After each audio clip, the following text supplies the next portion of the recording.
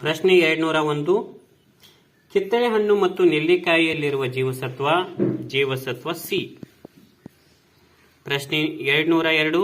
ಜೇನುಗೂಡಿನ ಉತ್ಪನ್ನಗಳು ಮೇಣದ ಬತ್ತಿ, ಮುಲಾಮು, ಬಣ್ಣ, ಮೇಲಿನ ಎಲ್ಲವೂ. ಪ್ರಶ್ನೆ 203. ನೀರಾವಿ ತಂಪಾಗಿ ದ್ರವ ಸ್ಥಿತಿಗೆ ಬದಲಾಗುವುದು ಸಾಂದ್ರೀಕರಣ. ಪ್ರಶ್ನೆ 204.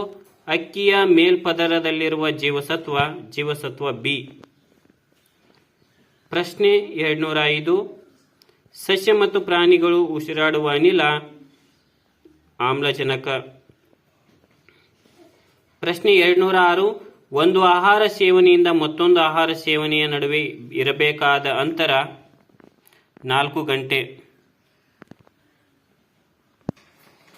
ಪ್ರಶ್ನೆ 207. ಸಸ್ಯಗಳಲ್ಲಿ ಹೆಚ್ಚಾದ ನೀರನ್ನು ಯಾವುದರ ಮೂಲಕ ಹೊರಹಾಕುತ್ತವೆ? ಎಲೆ.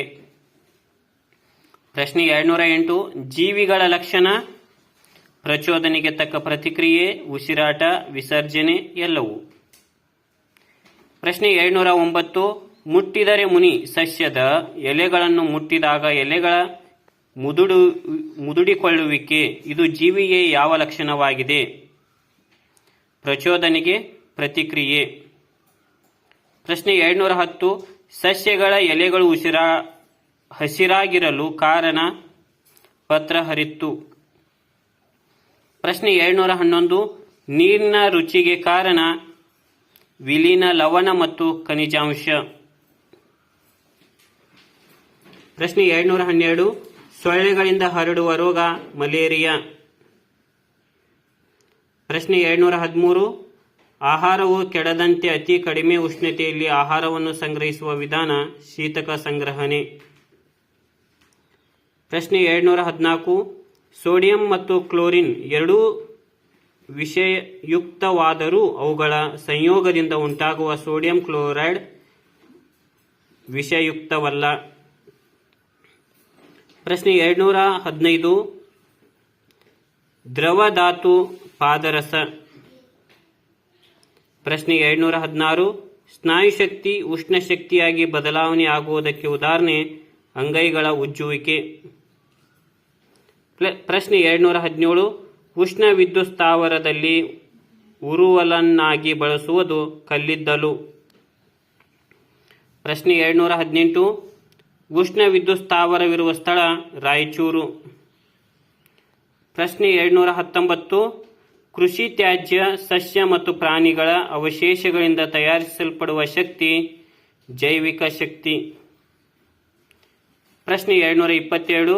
ಅಕ್ಕಿ ಗಿರಣಿಗಳಲ್ಲಿ ಉಪಯೋಗಿಸುವ ಶಕ್ತಿ ವಿದ್ಯುತ್ ಶಕ್ತಿ. ಪ್ರಶ್ನೆ 221. ಮರಿಗಳನ್ನು ಹಾಕುವ ಪ್ರಾಣಿಗಳ ಗುಂಪು ಕೋತಿಗಳು ಮತ್ತು ಸಿಂಹಗಳು. ವಾಯು ಮಾಲಿನ್ಯದಿಂದ ಬರುವ ರೋಗ ಉಸಿರಾಟದ ತೊಂದರೆ. ಪ್ರಶ್ನೆ 223. ಜಲಜನಕವು ಒಂದು ಮೂಲ ವಸ್ತು. ಪ್ರಶ್ನೆ 224. ಈ ಪ್ರಾಣಿ ಕಚ್ಚುವಿಕೆಯಿಂದ ರೇಬಿಸ್ ರೋಗ ಬರುತ್ತದೆ. ನಾಯಿ. ಪ್ರಶ್ನೆ 225. ಇನ್ಸುಲಿನ್ ಅನ್ನು ಈ ರೋಗದ ಚಿಕಿತ್ಸೆಯಲ್ಲಿ ಬಳಸುತ್ತಾರೆ. ಮಧುಮೇಹ. ಪ್ರಶ್ನೆ 226. ಭೂಮಿಯ ಮೇಲಿನ ಅತಿ ದೊಡ್ಡ ನೀರಿನ ಆಕರ ಸಾಗರ. ಪ್ರಶ್ನೆ 227. ನಮ್ಮ ದೇಹದಲ್ಲಿ ರಕ್ತವನ್ನು ಶುದ್ಧೀಕರಣ ಮಾಡುವ ಮೂತ್ರಪಿಂಡಗಳ ಸಂಖ್ಯೆ 2. ಪ್ರಶ್ನೆ 228. ಕೊಟ್ಟಿರುವ ಆಯ್ಕೆಯಲ್ಲಿ ಸರಿಯಾದ ಜೋಡಿ ಗುರುತಿಸಿ. ಆಮ್ಲಜನಕ ಮೂಲಧಾತು. ಪ್ರಶ್ನೆ 229. ಯಾವ ಆಹಾರವು ನಿಮಗೆ ಶಕ್ತಿಯನ್ನು ಬೇಗ ನೀಡುತ್ತದೆ? ಬೇಯಿಸಿದ ಅಕ್ಕಿ.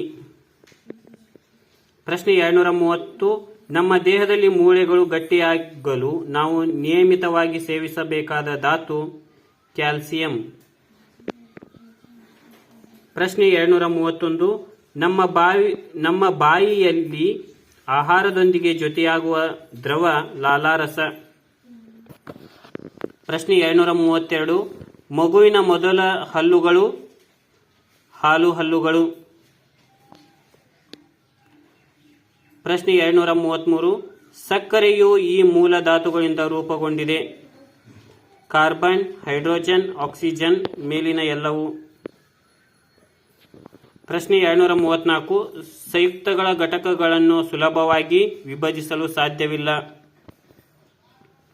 ಪ್ರಶ್ನೆ 235. ಕ್ರಮವಾದ ಆಹಾರ ಸೇವನೆ ಹಾಗೂ ವ್ಯಾಯಾಮದಿಂದ ಯಾವ ಶಕ್ತಿ ಹೆಚ್ಚಿಸಬಹುದು? ಸ್ನಾಯು ಶಕ್ತಿ.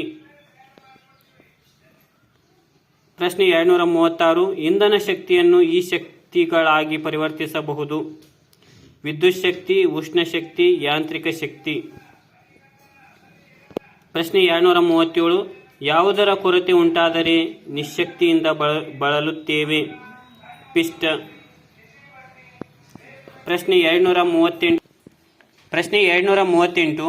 ಆಹಾರ ಅಗಿಯಲು ಹಲ್ಲುಗಳಿಗೆ ಸಹಾಯ ಮಾಡುವುದು ನಾಲಿಗೆ. 239ನೇ ಪ್ರಶ್ನೆ. ಮೂತ್ರವು ಮೂತ್ರನಾಳದ ಮೂಲಕ ಡ್ಯಾಶ್ ಅನ್ನು ಸೇರುತ್ತದೆ? ಮೂತ್ರಕೋಶ. ಪ್ರಶ್ನೆ 240. ಜೀರ್ಣವಾದ ಆಹಾರವು ಸಣ್ಣ ಕರಳಿನ ಮೂಲಕ ರಕ್ತವನ್ನು ತಲುಪುತ್ತದೆ. ಪ್ರಶ್ನೆ 241. ಆಹಾರದಲ್ಲಿರುವ ಶಕ್ತಿಯು ಜೀವಿಗಳ ದೇಹಕ್ಕೆ ದೊರಕುವಂತೆ ಮಾಡುವ ಅನಿಲ ಆಮ್ಲಜನಕ. ಪ್ರಶ್ನೆ 242. ಬೀಜದ ಮೂಲಕ ಸಂತಾನೋತ್ಪತ್ತಿ ಮಾಡುವ ಜೀವಿಗಳು? ಮಾವು, ಕಡಲೆ, ಹುರುಳಿ. ಪ್ರಶ್ನೆ 243. ಸೊಳ್ಳೆಗಳ ಸಂತತಿ ಹೆಚ್ಚಾಗುವ ಆಕರ ನಿಂತ ನೀರು. ಪ್ರಶ್ನೆ 244. ವಾಹನ ಚಲನೆಗೆ ಬೇಕಾಗುವ ಶಕ್ತಿ ಇಂಧನ ಶಕ್ತಿ. ಪ್ರಶ್ನೆ 245. ಹೃದಯವು ರಕ್ತವನ್ನು ಪಂಪು ಮಾಡುವಾಗ ಉಂಟಾಗುವ ಶಬ್ದ ಲಬ್ ಡಬ್. ಪ್ರಶ್ನೆ 246. ಮೂಲಂಗಿಯನ್ನು ಕ್ರಿಸ್ತಪೂರ್ವ 278ರಲ್ಲಿಯೇ ಈ ದೇಶದಲ್ಲಿ ಬೆಳೆಯುತ್ತಿದ್ದರು? ಈಜಿಪ್ಟ್. ಪ್ರಶ್ನೆ 247. ತರಕಾರಿಗಳನ್ನು ಹೆಚ್ಚು ಬೇಯಿಸಿದರೆ ಏನಾಗುತ್ತದೆ? ಪೌಷ್ಟಿಕಾಂಶಗಳ ನಾಶ. ಪ್ರಶ್ನೆ 248. ಸಮುದ್ರದ ನೀರಿನಲ್ಲಿರುವ ಉಪ್ಪಿನ ಅಂಶವನ್ನು ಕಡಿಮೆಗೊಳಿಸಿ ಕೃಷಿಗೆ, ಗೃಹ ಬಳಕೆಗೆ ಯೋಗ್ಯವಾಗುವಂತೆ ಮಾಡುವ ಪ್ರಕ್ರಿಯೆ ನಿರ್ಲವಣೀಕರಣ.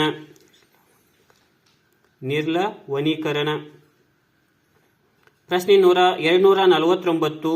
ಸರಿಯಿಲ್ಲದ ಜೋಡಿ ಗುರುತಿಸಿ. ಅಶ್ವಗಂಧ ಔಷಧ, ಶುಂಠಿ ಅಡುಗೆ, ಗೆಣಸು ಆಹಾರ, ಅರಿಶಿನ ಔಷಧವಲ್ಲ. ತಪ್ಪಾಗಿದ್ದು ಅರಿಶಿನ ಔಷಧವಲ್ಲ. ಪ್ರಶ್ನೆ 250. ಹದ್ದು ತನ್ನ ಆಹಾರವನ್ನು ಹಿಡಿಯಲು ಸಹಾಯವಾಗುವ ಅಂಗಗಳು? ಉದ್ದವಾದ ಕಾಲುಗಳು. ಇವು 201ರಿಂದ 250ರವರೆಗಿರ್ತಕ್ಕಂಥ ಪ್ರಶ್ನೆಗಳು. ಮುಂದಿನ ಪ್ರಶ್ನೆಗಳನ್ನು ಮುಂದಿನ ವಿಡಿಯೋದಲ್ಲಿ ನೋಡೋಣ.